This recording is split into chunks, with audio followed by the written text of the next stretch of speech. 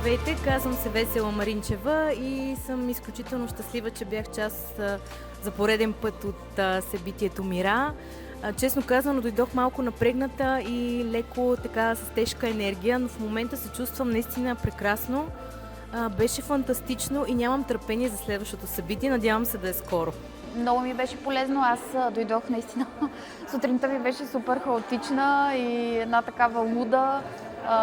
Бях много изнервена. Дойдох тук в дъжда и някак си като дойдох и изведнъж ми се наместиха чакрите. Харесва ми много лекцията за храната, харесва ми много медитацията и въобще цялото събитие като времетраене, като обстановка, като аудитория. Много беше приятно.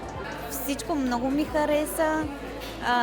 Изненадана съм, въпреки че имах така положителни очаквания, пак съм изненадана.